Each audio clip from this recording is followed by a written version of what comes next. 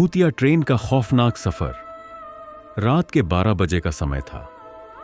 चांद बादलों के पीछे छिपा हुआ था और चारों ओर सन्नाटा पसरा हुआ था।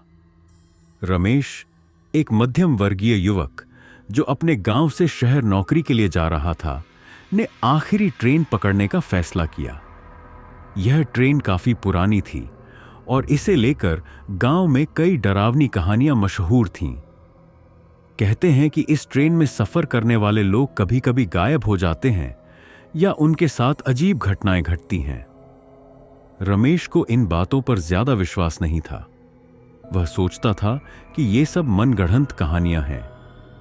वह प्लेटफॉर्म पर पहुंचा तो वहां केवल कुछ ही लोग थे। स्टेशन पर अजीब सा माहौल था। रात की ठंडी हवा शरीर को कंपकंपी दे रही थी। चारों ओर अंधेरा था। बस ट्रेन के आने की आवाज दूर से सुनाई दे रही थी। जैसे ही ट्रेन प्लेटफॉर्म पर पहुंची, उसकी हालत देखकर रमेश चौंक गया। ट्रेन जंग लगी हुई थी। खिड़कियों के शीशे टूटे हुए थे और उसमें से एक अजीब सी बदबू आ रही थी। लेकिन समय की कमी के कारण रमेश ने ज्यादा विचार नहीं किया और ट्रेन में चढ़ गया। ट्रेन के अंदर सन्नाटा था। डिब्बे में सिर्फ 2-3 यात्री बैठे हुए थे। रमेश ने एक खिड़की के पास की सीट चुनी और बैठ गया। ट्रेन धीरे धीरे चल पड़ी। बाहर का अंधेरा और अंदर का सन्नाटा रमेश को बेचैन करने लगा। उसने सोचा कि कुछ पढ़कर समय बिताया जाए, लेकिन तभी उसे महसूस हुआ कि उसके बगल की सीट पर कोई बैठा हुआ है। रमेश ने ध्यान से देखा, लेकिन वहां कोई नहीं था। यह सोचकर कि यह उसका भ्रम होगा, उसने इसे नजरअंदाज कर दिया। ट्रेन अब तेज रफ्तार से दौड़ रही थी और रमेश ने देखा कि बाहर के दृश्य अजीब थे। खिड़की से बाहर देखने पर सिर्फ काले पेड़ और घना कोहरा दिखाई दे रहा था। ऐसा लग रहा था जैसे ट्रेन किसी दूसरी दुनिया में जा रही हो। कुछ देर बाद एक अजनबी यात्री रमेश के सामने आकर बैठ गया। उसका चेहरा अजीब सा था, आंखें गहरी और बेजान। उसने रमेश को घूरते हुए कहा, तुम्हें यहां नहीं होना चाहिए। रमेश थोड़ा घबरा गया, लेकिन उसने शांत रहते हुए पूछा, आप क्या कहना चाहते हैं? वह व्यक्ति सिर्फ हंसने लगा और उसकी हंसी ट्रेन के सन्नाटे को और डरावना बना रही थी। रमेश ने डर को छिपाते हुए खिड़की के बाहर देखने की कोशिश की, लेकिन जब उसने फिर से उस यात्री की ओर देखा तो वह गायब हो चुका था।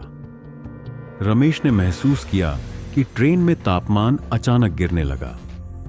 उसकी सांसें भी दिखने लगीं, जैसे कड़कड़ाती ठंड में होती हैं। तभी उसे डिब्बे के दूसरे कोने से किसी के रोने की आवाज सुनाई दी। उसने डरते डरते उस दिशा में देखा, लेकिन वहां कोई नहीं था।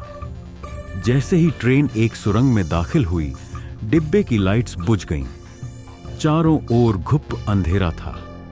रमेश को लगा कि कोई उसके पास खड़ा है। उसने महसूस किया कि कोई हल्के से उसके कंधे को छू रहा है। उसने जल्दी से अपने फोन की टॉर्च चालू की, लेकिन वहां कोई नहीं था। कुछ देर बाद ट्रेन के कंडक्टर ने डिब्बे में प्रवेश किया।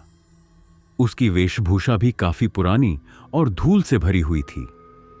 रमेश ने उससे पूछा, यह ट्रेन इतनी अजीब क्यों लग रही है और यहां क्या हो रहा है?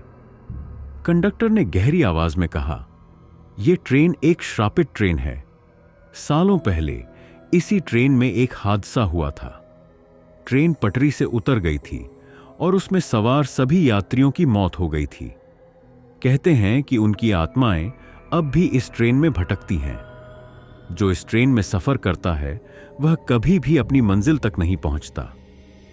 रमेश का दिल जोर जोर से धड़कने लगा। वह सोचने लगा कि उसे तुरंत इस ट्रेन से उतर जाना चाहिए, लेकिन ट्रेन रुकने का नाम ही नहीं ले रही थी। रमेश ने खिड़की से बाहर झांककर देखा तो उसे महसूस हुआ कि ट्रेन अब किसी अनजान जगह की ओर जा रही है। उसने खिड़की खोलने की कोशिश की, लेकिन वह जाम हो चुकी थी। तभी उसे महसूस हुआ कि पूरा डिब्बा खाली हो चुका है। वह अकेला था। रमेश ने पूरी ताकत से चिल्लाना शुरू किया, कोई है? मुझे यहां से बाहर निकालो। लेकिन उसकी आवाज गूंज कर लौट आई।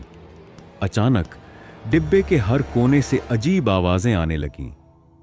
किसी के चीखने, रोने और हंसने की आवाजें रमेश के कानों में गूंजने लगीं। अंत में ट्रेन अचानक रुक गई। रमेश ने देखा कि वह एक सुनसान स्टेशन पर था। वहां न तो कोई इंसान था और न ही कोई रोशनी। उसने जल्दी से ट्रेन से उतरने की कोशिश की, लेकिन जैसे ही उसने कदम बाहर रखा, उसके पैर के नीचे से जमीन गायब हो गई। अगले दिन उस ट्रेन का कोई भी सुराग नहीं मिला। गांव में लोग कहने लगे कि रमेश उस श्रापित ट्रेन का शिकार बन गया। अब हर रात उस ट्रेन में एक नई आत्मा भटकती है जो रमेश की है।